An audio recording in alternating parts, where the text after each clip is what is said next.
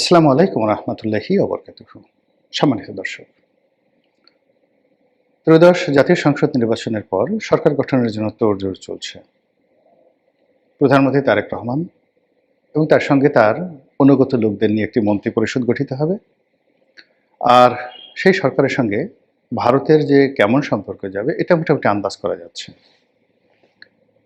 যখন তারেক রহমান সাহেব হঠাৎ করে বলে বসলেন তার মা খুব অসুস্থ, তিনি আসছেন না, সারা বাংলাদেশে অসুস্থতা নিয়ে সমালোচনা হচ্ছে।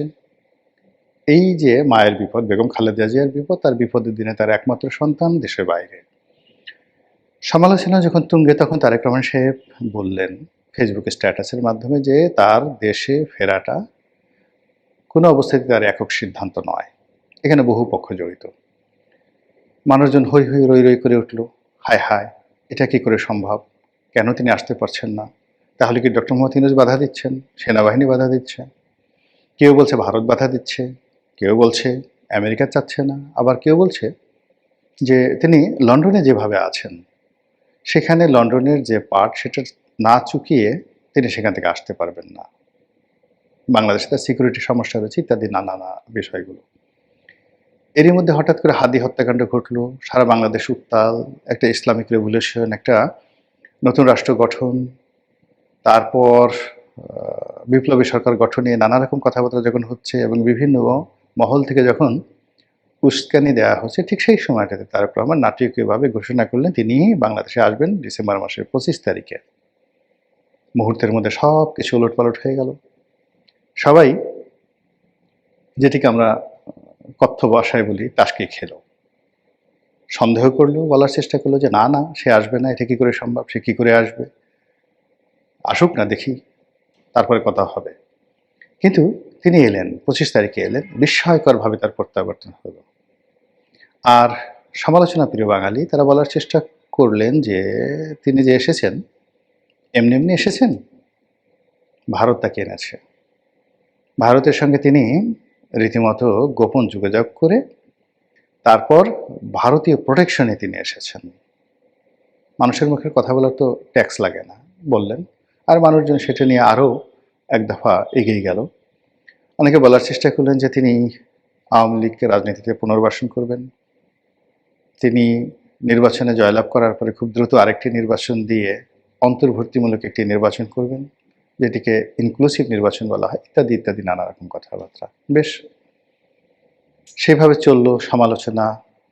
এবং তার মধ্যে আবার হঠাৎ করে জামাতের উত্থান, তারপর জামাত সম্পর্কের ভাই তারেক রহমান সাহেবের মানে জয়লাভ তো দূরের কথা, অনেকে বলার চেষ্টা করলেন যে তাকে বাংলাদেশ থেকে পালিয়ে যেতে দেওয়া হবে না, অনেকে বললেন যে তাকে লাথি দিয়ে ভারতে পাঠিয়ে দেওয়া হবে, দেশ থেকে তাড়িয়ে দেওয়া হবে, প্লেনে করে পাঠিয়ে দেওয়া হবে। তো এই জায়গাতে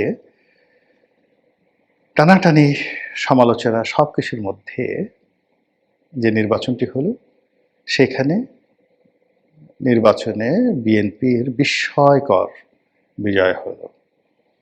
এটাকে কেউ কেউ ইঞ্জিনিয়ারিং বলার চেষ্টা করছেন, কেউ কেউ এটাকে ম্যাটিকুলাস ডিজাইন বলার চেষ্টা করছেন, অনেকে ঠাট্টা করে তারেক রহমান সাহেবকে ইঞ্জিনিয়ার তারেক বলার চেষ্টা করছেন। হোয়াট এভার মেবি, তিনি বিজয়ী হয়েছেন। তার বিজয়ের যে ফলাফল, এটি ঘোষণা করার আগেই জনাব নরেন্দ্র মোদী, ভারতের প্রধানমন্ত্রী, তাকে স্বাগত জানিয়েছেন। তিনি শপথ গ্রহণ করার আগেই ইন্টারন্যাশনাল টাইম ম্যাগাজিন তাকে নিয়ে আবার রিপোর্ট করেছে, এবং এইবার 180 ডিগ্রি অ্যাঙ্গেল, অর্থাৎ আগেরবার টাইম ম্যাগাজিন যে রিপোর্ট করেছিল সেই রিপোর্টে তারেক রহমান সাহেবকে নেতিবাচকভাবে উপস্থাপন করা হয়েছিল। কিন্তু এইবার তাকে প্রভাবশালী, তিনি দক্ষিণ এশিয়ার, দক্ষিণ পূর্ব এশিয়া না, পুরো দক্ষিণ Asia including Thailand, Myanmar, Malaysia, মানে এই অঞ্চল যে রেজিয়ন দক্ষিণ এশিয়া, এই দক্ষিণ এশিয়ার রাজনীতিতে কতটা প্রভাবশালী হতে চলেছেন, কতটা পাওয়ারফুল হতে চলেছেন, সেই বিষয়ে ইন্টারন্যাশনাল টাইম ম্যাগাজিন একটা ফোরকাস্ট দিয়েছে। এটা ওরা করেছে ফাজলামো করে। এর কারণ হলো যে তাকে ধাক্কা মেরে এশিয়ার বা দক্ষিণ এশিয়ার গুরুত্বপূর্ণ নেতা হিসেবে সামনে ঠেলে দেওয়া মানে মালয়েশিয়া, সিঙ্গাপুর, ইন্দোনেশিয়া মানে ফার ইস্ট যে কান্ট্রিগুলো রয়েছে, তারপর ভারত, পাকিস্তান, এই দেশের যে সকল সরকার প্রধান রয়েছে তাদের সঙ্গে তার একটা মনস্তাত্ত্বিক সংঘাত এই পশ্চিমারা শুরু করে দিল এই রিপোর্টটার মাধ্যমে। এটি আমি বলবো এক ধরনের মারাত্মক ফাজলামো। এনিওয়ে, যেটা বলছিলাম যে নরেন্দ্র মোদী তাকে অভ্যর্থনা জানিয়েছেন, আর এখন 18 তারিখে, আমি এই ভিডিও করছি 14 তারিখে, তো 18 তারিখে সেই নতুন সরকারের শপথ হতে পারে, মন্ত্রিপরিষদের শপথ হতে পারে, এভাবে খবর প্রকাশিত হয়েছে। রাষ্ট্রপতি শপথ বাক্য পাঠ করাবেন।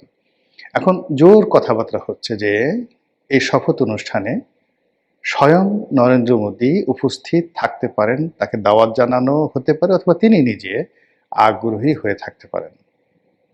আর তাই যদি হয় তাহলে তিনি কি তার বহিন নরেন্দ্র মোদী, তার যে বোন শেখ হাসিনাকে নিয়ে আসবেন?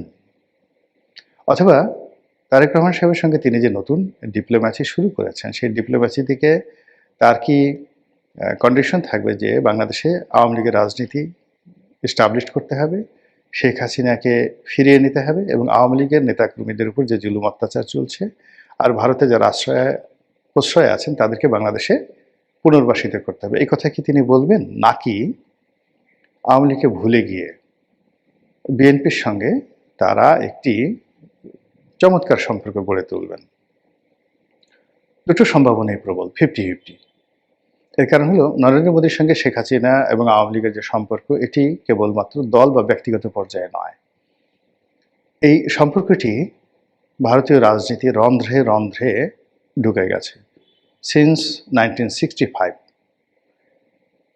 65 সন থেকে বঙ্গবন্ধুর সঙ্গে তাদের যে সম্পর্ক, তার প্রেক্ষিতে আগরতলা ষড়যন্ত্র মামলা, মহান মুক্তিযুদ্ধ এবং 75 15 আগস্ট পরে আওয়ামী লীগকে আশ্রয় দেওয়া, আবার 11 পরে আওয়ামী লীগকে ক্ষমতা আনা থেকে শুরু করে 14, 18, 24 নির্বাচনে নির্লজ্জভাবে আওয়ামী লীগকে পুনর্বাসন করার ক্ষেত্রে ভারত যে ভূমিকা দেখিয়েছে এটি বিরল। কাজেই আওয়ামী লীগের সঙ্গে তাদের একটা হরিহরাত্মা। ভারতের মিডিয়া, ভারতের সংবাদপত্র, ভারতের প্রেস ক্লাব, ভারতের সেনাবাহিনী, বুদ্ধিজীবী আওয়ামী লীগের নামে পাগল। কাজেই সেই আওয়ামী লীগকে বাদ দিয়ে তারা বিএনপির সঙ্গে সম্পর্ক করবে না, এটা স্বাভাবিক। আবার যদি অতীতের কিছু কিছু ইতিহাস আমরা চিন্তা করি, অর্থাৎ মনমোহন সিং যখন প্রধানমন্ত্রী ছিলেন তখন বেগম খালেদা জিয়া তিনি বিরোধী দলীয় নেত্রী ছিলেন, এবং ওই সময়টাতে তিনি ভারত সফর করেছিলেন। শামসের মুবিন চৌধুরীর এই পুরো বিষয়টি তিনি দেখভাল করেছেন, পররাষ্ট্র বিষয়টি। তো তখন যেটা হলো যে ভারত বেগম খালেদা জিয়াকে গ্র্যান্ড রিসিপশন দিয়েছিল, জাস্ট লাইক এ প্রধানমন্ত্রী। বাংলাদেশের প্রধানমন্ত্রী আবার যেন তেন প্রধানমন্ত্রী নয়। নর্মালি কোনো দেশের প্রধানমন্ত্রী যখন ভারতে যায় তখন প্রতিমন্ত্রী বা মন্ত্রী পর্যায়ের কোনো কর্মকর্তা এয়ারপোর্টে তাকে রিসিভ করেন, কিন্তু স্বয়ং প্রধানমন্ত্রী মনমোহন সিং বেগম খালেদা জিয়াকে এয়ারপোর্টে রিসিভ করতে এসেছিলেন। এর কারণ ছিল যে ওই সময়টিতে আওয়ামী লীগের ব্যাপারে ভারত আসলে বিরক্ত হয়ে পড়েছিলেন। ভারতের সঙ্গে বিভিন্ন সময়, একটা সময় বঙ্গবন্ধুরও সম্পর্ক খারাপ হয়ে যায়। আর ভারত আওয়ামী লীগের বিকল্প বহুবার চেষ্টা করেছে, জাতীয় পার্টি, জামাত, বিএনপি সবার সঙ্গে সম্পর্ক করার চেষ্টা করেছে, কিন্তু লং রানে একটা, দুটো, তিনটা, চারটা, পাঁচটা মিটিং হয়েছে, কিন্তু আওয়ামী লীগের সঙ্গে তাদের যে অ্যাডাপশনটা হয় সেই অ্যাডাপশনটা আসলে অন্য দলের সঙ্গে তারা পারেনি। তো সেই ক্ষেত্রে অতীতে যেভাবে তারা বিএনপির সঙ্গে সম্পর্ক করার চেষ্টা করেছে, আবার এই জমানাতে নতুন করে তারা আওয়ামী লীগকে বাদ দিয়ে বিএনপির সঙ্গে একটা নতুন এরা তৈরি করতে পারে, এটা অস্বাভাবিক কোনো কিছু নয়। কিন্তু সমস্যা হচ্ছে যে বাংলাদেশে ভারত বিরোধিতা প্রবল।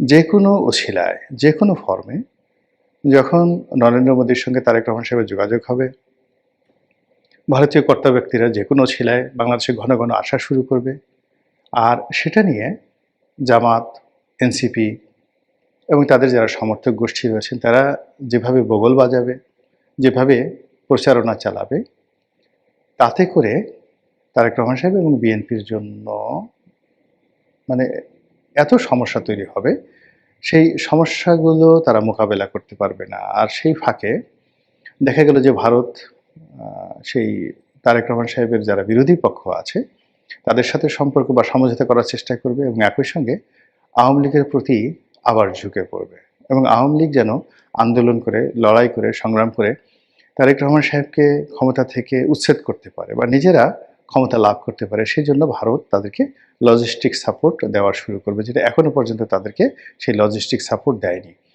এর কারণ হলো ভারত চাচ্ছে যে বাংলাদেশে একটি গণতান্ত্রিক বিধি ব্যবস্থা চালু হোক এবং গণতান্ত্রিক সরকারের সঙ্গে তারা তাদের ইচ্ছা, আশা, আকাঙ্ক্ষা, তাদের পলিসি নিয়ে তারা আবার আলোচনায় বসবেন। তারা যদি ইতিবাচক হয় ভালো কথা, আর যদি নেতিবাচক হয় তখন তারা আওয়ামী লীগের মাধ্যমে নেতিবাচক কর্মকাণ্ড তারা করার জন্য 10 পায়ে দাঁড়িয়ে আছে। তো যার জন্য সামনের যে 3-4 মাস সময়, সেই 3-4 মাস সময়টি জনাব তারেক রহমান সাহেবের জন্য, ভারতের জন্য, শেখ হাসিনার জন্য অত্যন্ত গুরুত্বপূর্ণ, সংকটাপূর্ণ এবং কৌশলগতভাবে তকদির বদলকারী সময়, কোর্স অফ অ্যাকশন। এবং এটা কেবলমাত্র বাংলাদেশ নয়, বাংলাদেশ ভারত, বাংলাদেশ পাকিস্তান, বাংলাদেশ আমেরিকার সম্পর্ক একটা শেইবে চলে আসবে আগামী 3 থেকে 4 মাসের মধ্যে। মহান আল্লাহ আমাদের সবাইকে হেদায়েত দান করুন এবং হেফাজত করুন। আসসালামু আলাইকুম ওয়া রাহমাতুল্লাহি ওয়া বারাকাতুহু।